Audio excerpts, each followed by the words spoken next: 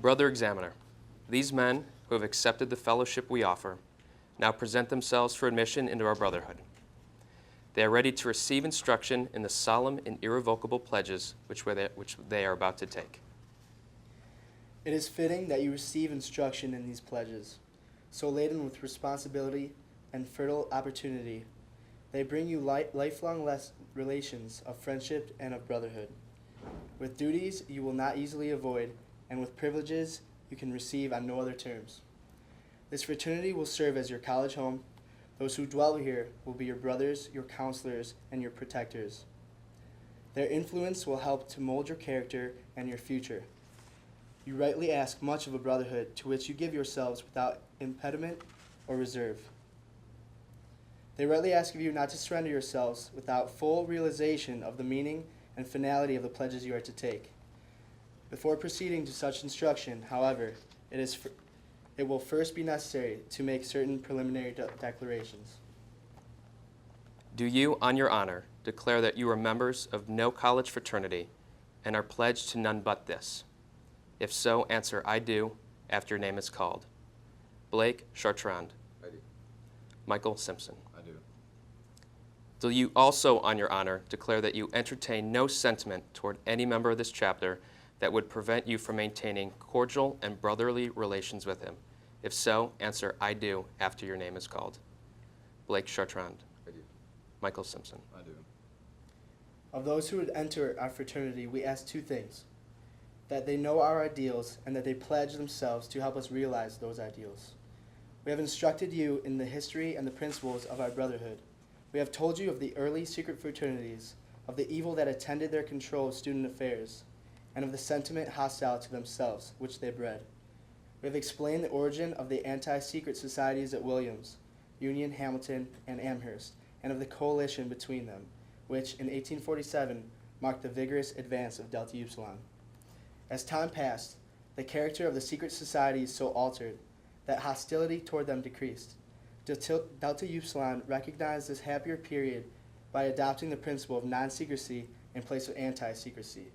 This modification of our ancient attitude must not be misunderstood. It meant no less hatred of evil practices in secret societies.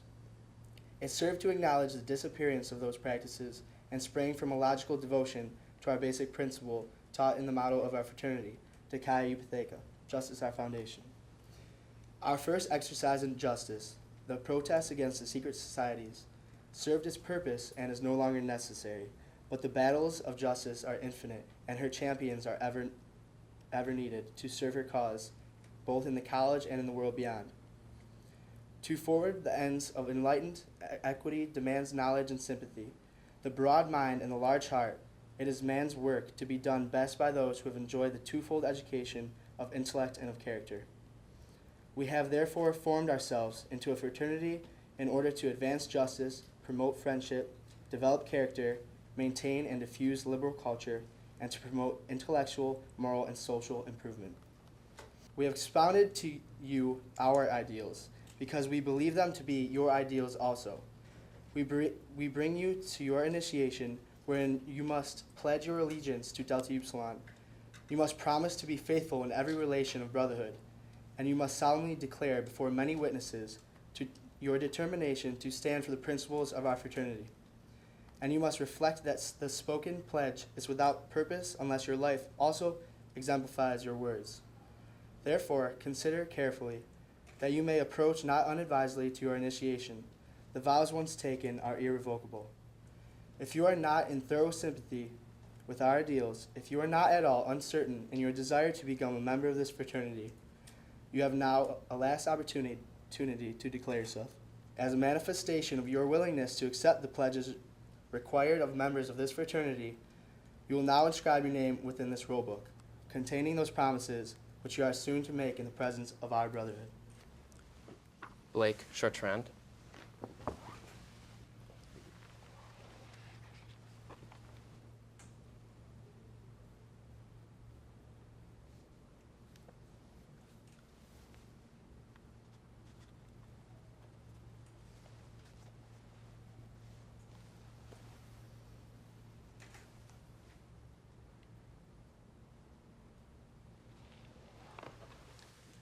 Michael Simpson.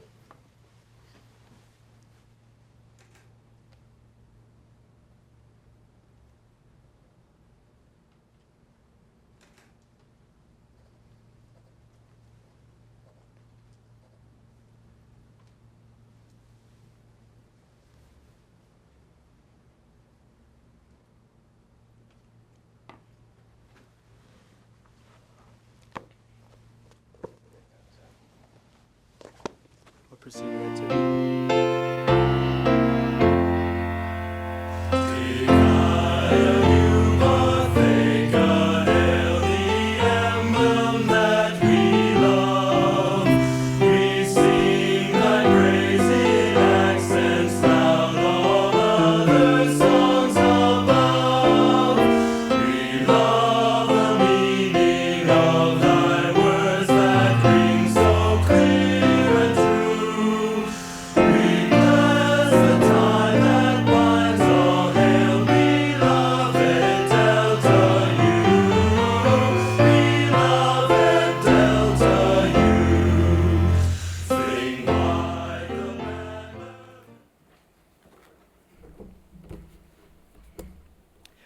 You may be seated.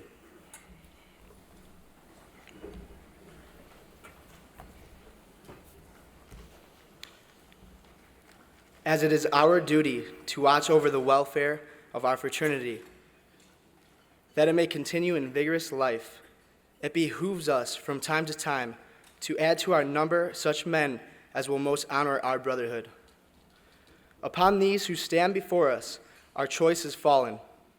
We are now assembled to receive the pledges of their devotion and to seal their acceptance into our brotherhood. Not only to those who are received and to us who receive them, but also to all who may come within the influence of this fraternity. These pledges and this initiation are momentous, since our words and deeds have emerged from common heritage of acceptance and belief in a supreme being. It is an essential and basic part of our tradition to turn to God in prayer, as did our founding fathers.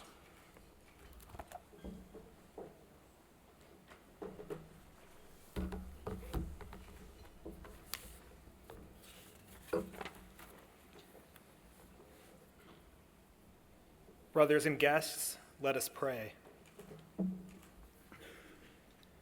God of our fathers and our God, who inspired the formation of the Delta Upsilon fraternity with justice as its sure foundation, may we temper the rigor of our present world with a deepened appreciation of the beauty and strength of friendship. May we encourage one another and in common concern be ever faithful to the highest and best we know. Together, enable us to live bravely amid the discouragements of life, seek to acquit ourselves like men, and continue to believe in the best, even in the face of failure. May we never use our brotherhood as a means to seek selfish ends and keep us free from cynicism. May no unworthy thoughts or deeds cloud our skies. May our actions never make rough the road for others who walk with us or who would follow. May we never fail to keep faith with those who place their trust in us. Let us renew the vows once made and now shared with these new brothers. Grant us the strength to serve and the moral courage to live more nobly and strive to achieve the maturity of independent minds. May no pettiness or pride of exclusiveness ever keep us from rendering to Delta Upsilon the vision of the highest and noblest purposes as they have emerged from justice, our sure foundation. In all this, we ask thy blessing, in the knowledge that the highest ideals and noblest thoughts come from thee. Amen. Brothers in Delta Upsilon, you have unanimously elected to membership in our fraternity Blake Chartrand, Alberta, Class 2011, Michael Simpson, Ohio State, Class of 2010.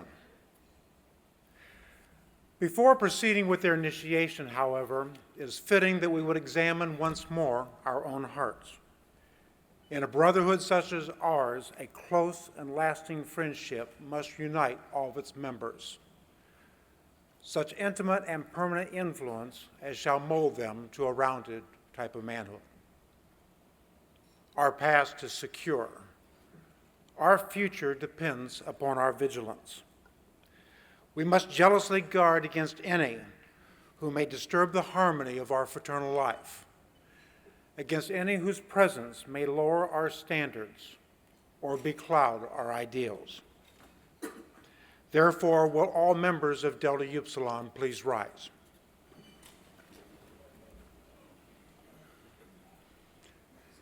I now challenge each of you. Does any brother know of any reason why these candidates should not be received into the fellowship of our fraternity?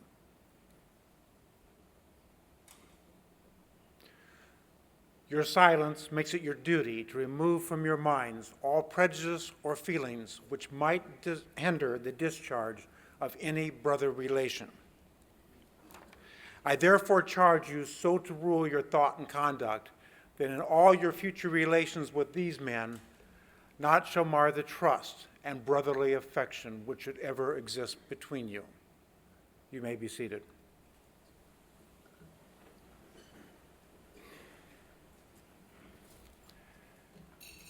Now, as to you who would join our brotherhood, this hour to all of us impressive, to you should be especially solemn. We initiate you into no meaningless secrets, but into a brotherhood founded upon a principle which it is our duty to exemplify in our daily lives. Dikaia Eupatheika, justice, our foundation. The relationship of brotherhood is a sacred one, for it has been divinely established by the great exemplar as the proper bearing of man towards man. It is therefore the ideal which we seek to realize in our fraternal life, thereby learning from our fraternity the highest lessons of human duty and opportunity. In this brotherhood, justice is our guiding principle, and as justice is but truth in action, it is our loyalty to the ideals of our fraternity and our worthiness to the past generations handed down by the members of Delta Upsilon. In 3 centuries now, time has endured the enduring values of our fraternity. In chapters across the United States and Canada, its loyal pursuits of our ideals, we have conserved our heritage and have passed along to our ever-increasing brotherhood the lessons that we strive to teach. In uprightness, in nobility, in fair dealing with others, in constant endeavor to promote truth and equity in every relation in which we must pass. In such ways does our fraternity bear its richest fruit. Into such a brotherhood we offer you the opportunity to join, but in so joining you must pledge undying loyalty to Delta Upsilon and to its ideals. It is therefore well that we would pause here to consider more fully those ideals. Brothers and guests, it is my privilege to introduce Brother Bernard Franklin, who's been an excellent brother of Delta Upsilon and a strong supporter of the fraternity movement. A 1976 graduate of Kansas State University, he excelled in his early college career.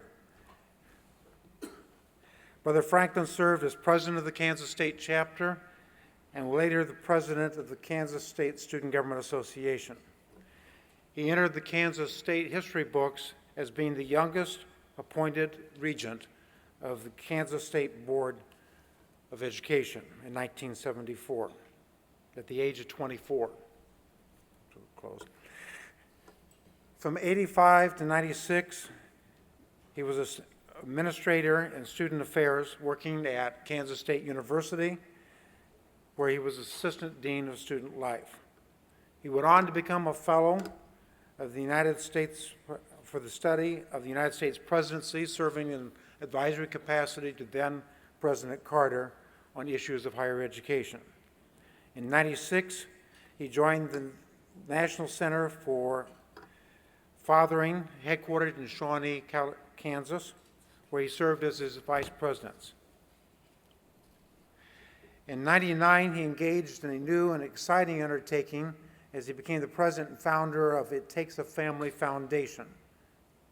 A mission of that organization was to help build capacity in the urban parents to help them guide their children in the 21st century. Dr. Franklin currently serves as the president of Penn Valley Community College, where he also serves as the vice chancellor for the Metropolitan Community College System in Kansas City. It is my pleasure to introduce my friend, our brother, the president of Delta Upsilon International Fraternity, Dr. Bernard Franklin. Thank you, brother. You got it. You got it. That's I okay. know. You got it.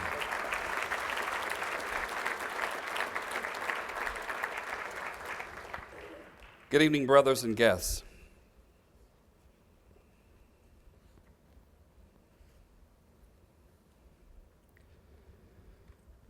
Michael and Blake, these brothers will witness my charge to you this evening.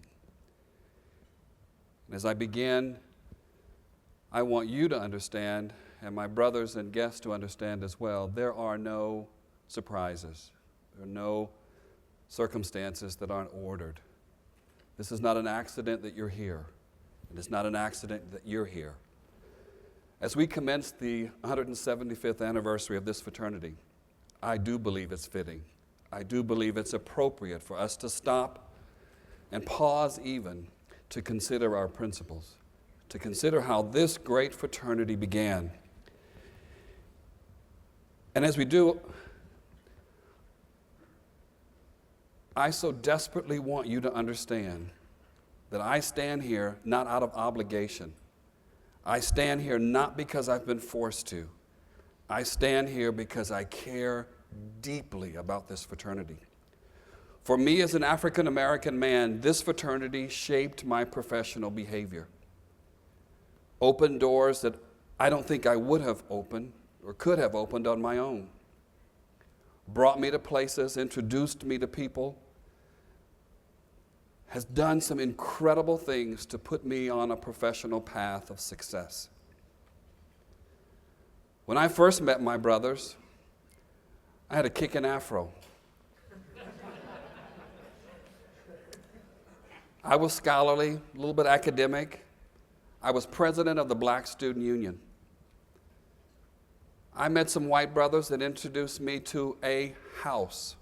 I had no concept of what a house was, but I went to their house and had chicken a la king, which is not how my mother would have prepared chicken. I had mashed potatoes and corn and some of the biggest rolls you've ever seen in your life. And I came to understand that white brothers really like their rolls.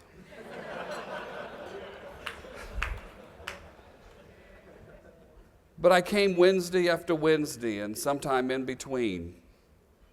And the inner struggle began to really tear me apart. Because here I lived in an isolated world of African Americans and even carried that same concept to Kansas State University. But these brothers were tugging at me to pull me into a whole nother place, a whole nother sphere, a whole nother world. And I'd get there and I'd listen to their discussion about Vietnam on both sides. And I'd listen to their perspectives about the world and about women's issues and civil rights issues. And slowly they were pulling me in,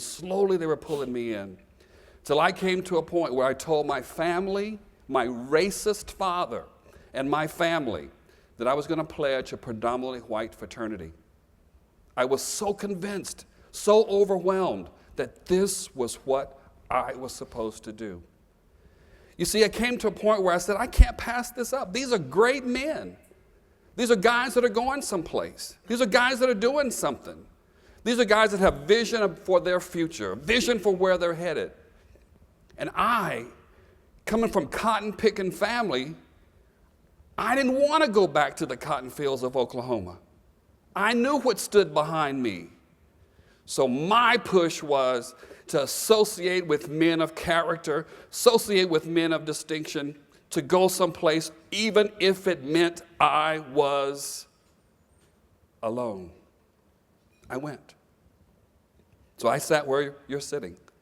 I contemplated what you're contemplating just now, but I embraced it. I embraced it. I embraced it so much I even went snow skiing with my pledge class. And brothers, that's not something my brothers do on Christmas break. But I jumped in it. I went, didn't go right to the slopes right away, got on the tram and went up, and my brothers were teasing me, calling me, you know what we call each other when we don't have the courage to go do something fresh. Those words, you know, we have women here, so I want to be distinguished. So I came back and joined them and went up to the slope, never having skied before in my life. Got up to the top, asked the operator, how do you get off of here? And he said, when you get to this line, ease off the slopes, off your chairlift. So I got to that point, and I eased off my chairlift, and I was like black lightning going down that mountain. It was an incredible weekend. It was an incredible experience. But that was only the beginning of what DU introduced to me. So for my honeymoon, we spent 3 weeks. I took my wife snow skiing. And we went snow skiing every winter since then. And I've even introduced my boys to it, because that's not something boys do in the hood. So I want my boys to understand this is part of the world. This is another side of the world. But that's only a small part of what DU means. Only a small part. Well, man, your lives are changing. The world around you is changing. Everything that you hear and see, even the breeze in the air, signals that life around us is changing. Governments are changing. The economy is changing. Issues in Alberta, issues in Ohio, they're forcing even you to say, where am I going? What's my future? Where am I headed? I want you to understand, this is not a social place for you. This is not a place for you to just say, I want to go join a country club and kind of hang out and do the kind of things that other fraternities are doing. This is not it. You want to join that one? You're in the wrong place. You want to be in an organization where men are going somewhere, where men believe that they have a destiny that's not fulfilled unless they are the leader? You're in the right place. You want to be around men who say, average is not good enough for me? You want to be around men who say, I'm going to spend this Saturday night studying, not drinking. This is that fraternity. And I pray that your chapters are places where you're seeing that lived out. Well, man, what makes this 175 years so special and so wonderful is that there were a group of men in 1834 who, as it was said, were really tired of the secret stuff that was going on in the other fraternities. And it was their belief, their understanding, that things done in secret turned evil. Things done in secret are not always positive, not always good. They grew tired of the arrogance of these men parading around on campus in this one building, but parading around on campus. And allow me to just paint this picture, okay? These guys all wearing Abercrombie & Fitch jeans, polo shirts, and white polo shoes. The picture. And these guys sitting on the outside saying, no. That's not what I want. And understand, there were 191 undergraduates at Williams when these guys said that's enough. Now, that first night they're gathered, they're sitting in the room. They've lit the fireplace. They've lit some candles, because there's no electricity. They're sitting there and they're talking about this could possibly be a revolution. We could be scorned. We could be talked about. We could be set aside. So one of the leaders said, if anybody in here is afraid, if anybody in here wants to jump, anybody in here who doesn't want to be a part of a revolution, you don't want to be part of something different, you don't want to be part of something unique and special, you can leave the room. No one left. They were that committed to doing something different. And I loved it because they used the word, this is paramount to a revolution. And in that revolution, I got chills reading it because I saw me. No, they didn't think an African American then would join. But they certainly thought of something so different, so unique that I could embrace it. I could walk inside that. And so when I read it, I said, yes, this is the revolutionary organization that I thought it was. And it is. Well, they came together around some principles. And these are the principles I want to share with you tonight, because I got to get you to understand. You must not walk out of here. You must not go back to Alberta. You must not go back to Ohio unless you fully understand what you're embracing. You see, they came to understand friendship and how important friendship is. Friendship's about brothers. It's about men. And in this culture, we're going to redefine, reshape some of that male friendship, male bonding. Because we're going to be challenged to embrace men of all backgrounds, men of all cultures, men of sexual identity. We're going to be forced, we're going to be encouraged, we're going to be motivated into that, to embrace men, real friendship. Not the drinking, carousing friendship, but the open friendship where I talk about my innermost fears. That was friendship that I saw in that early group. They also talked about or wanted to encourage culture. You're going to define that for yourself. But the culture they understood was broad thinking, a look at different perspectives, understanding that we're not fully educated until we've experienced the arts, Blake. Until we've embraced, Michael, different points of view, political points of view, philosophical points of view. That's culture. And we understand it and we accept it. They came to understand and want to build and encourage character. And I so think it's important that we stop and say, character counts. In a culture, men, where a governor would fly to Argentina to be with the mistress, Father's Day weekend, and then return home, and the first person on TV he apologizes to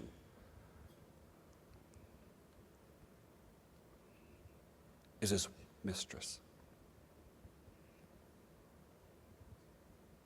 That's not the character I'm talking about.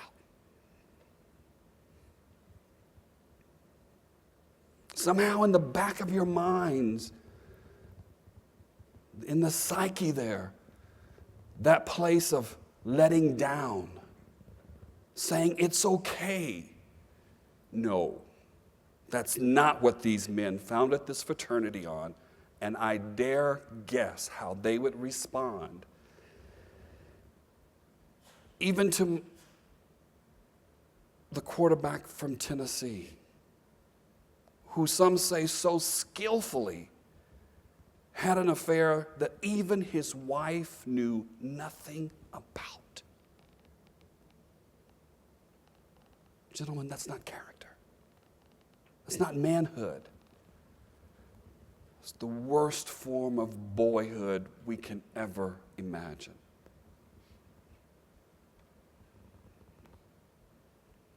We speak about character. Being men whose lives, even in private, can be reviewed, can be understood, can be judged. the final principle is justice. Justice is fairness. Justice is saying in all of your dealings and all that you do, that you promise, you pledge, you commit to implementing justice to family, friends, neighbors, and even people you don't know. It's returning the $2 that you were overpaid when you went to the grocery store. It's giving the cabbie $1 or $2 tip. It's saying to somebody you see as being given grief, excuse me, that's not the proper way to talk to that elderly woman. That's justice. That's fairness. That's appropriate behavior. So, man, these are things that charged me when I came to understand this fraternity. I saw it living out right before me. And I said, I can't pass this up. This is what I want. So tonight, as we talk about this changing world, I beg you to understand the world begs for men who understand friendship, who understand culture, whose character, not perfect, we all struggle, but who say, I want to do better. I want to grow. I want to mature. I want to be the best man I can be. And justice. The world seeks justice. So my charge to you, seek friendship and seek open friendship, not just male bonding, friendship where you share your heart. So that when you find yourself thinking about an affair somewhere, you say to your brother, I'm thinking something inappropriate, and your brother says to you, let's talk this through. There has to be another way to deal with this. And you process with your brother your deep personal issues. I charge you to go after culture. You understand Canadian culture, Michael. And Blake, you understand American. But it doesn't stop with these two wonderful nations. What about the rest of the world? Can we understand the Chinese, the Indian, the Japanese, the Australian? Can we understand points of view? Can we even wrestle about health care and understand both points of view? And then come back someplace in the middle and say, okay, here we are.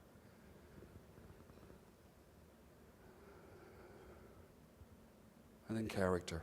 I charge you to work it out and let justice be your foundation. Brothers, I've been so moved by this book that Brother Craig wrote for us that I made sure both of you have a copy of it. And I charge you to read at least the first 5 chapters, because you got to understand the bravery and the courage of these men to do something revolutionary. You must understand that. And I say to you, for the 21st century, in you, let the revolution begin. Let the revolution begin.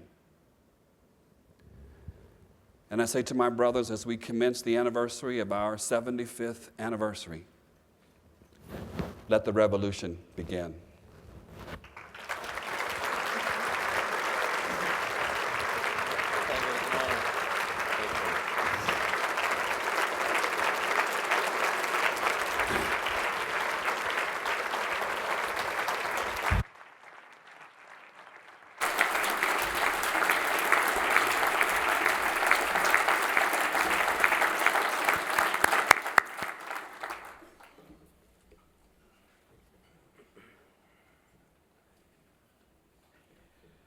I ask the candidates please rise. Brother Master, I present to you these candidates present to be admitted to the fellowship in the Delta Upsilon fraternity. They have made the preliminary declarations and, having learned the nature of the pledges, are prepared to take them.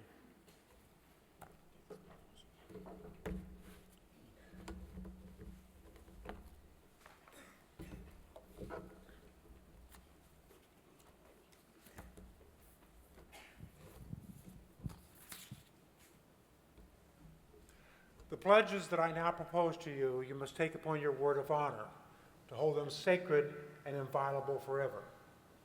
You will say "I," then pronounce your name in full, and then repeat in unison for me.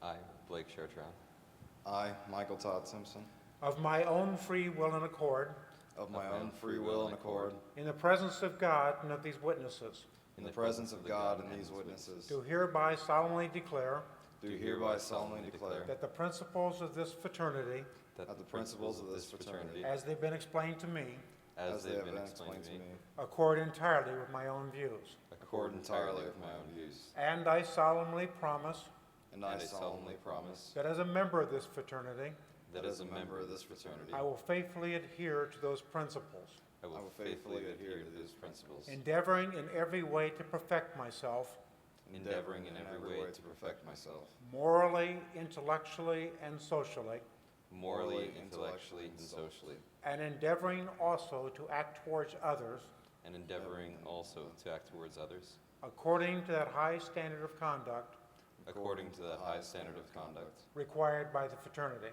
required by the fraternity. I solemnly promise that I will be loyal I solemnly promise that I will be loyal to the Delta Upsilon fraternity and to my chapter, to the Delta Upsilon fraternity and to my chapter, abiding by their laws, abiding by their laws, discharging my obligations to them faithfully, discharging my obligations to them faithfully, and using all honorable means and using all honorable means to promote their interest. to promote their interest.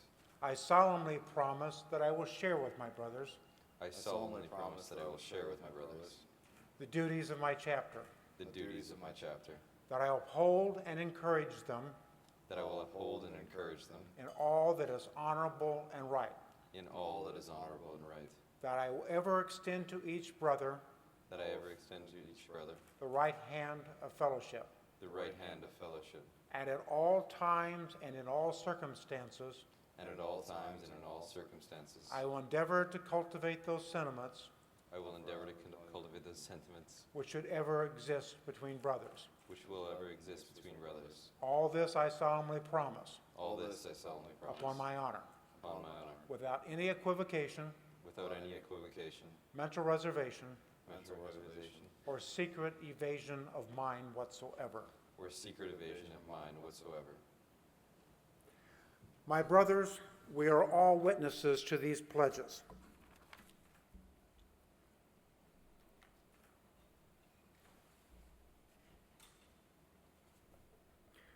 Do you, before God and in the presence of these witnesses, acknowledge the signatures subscribed herein to the pledges just now repeated? If so, you will answer to your name, "I do." I do. Blake Chartrand, I do. Michael Simpson, I do.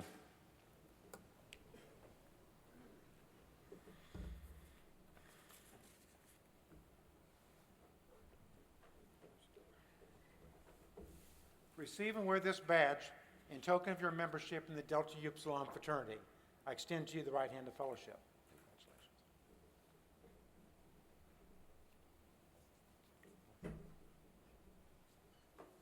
Receive and wear this badge in token of your membership in the Delta Upsilon fraternity. I extend to you the right hand of fellowship. Congratulations.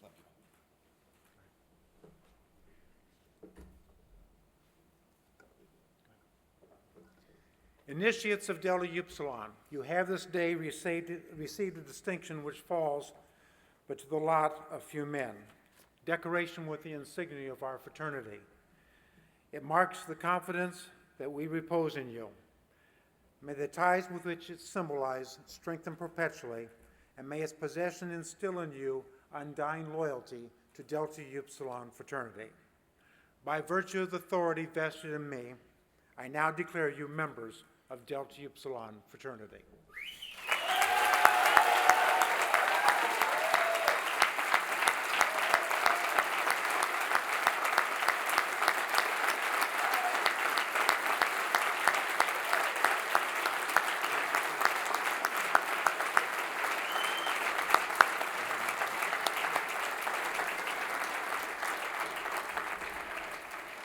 I ask that the brothers remain standing.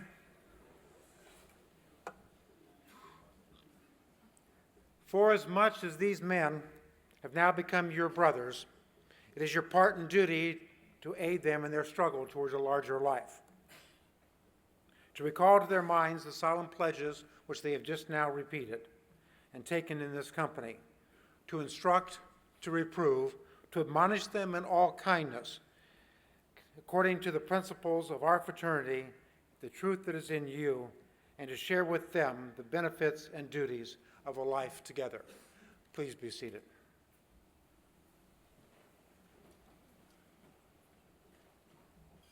And as for you, who have just been received into our fraternal circle, it is your part and duty to bear in mind that you are now one with us in principle and in purpose. You are to share with us the privileges and divide with us the responsibilities of faithful service in Delta Upsilon. May your zeal in its cause never flag. May your sympathy with its interest ever grow deeper. May our mutual regard increase as time shall heighten the noble sentiments which have made us one. May justice, culture, and morality be the motives of your life as they have been the motives of our union.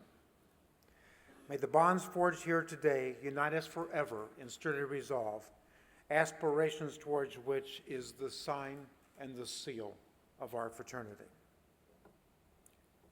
This, my brothers and guests, concludes our ceremony of initiation. It is with great pride that I now present to you our newest members in Delta Upsilon.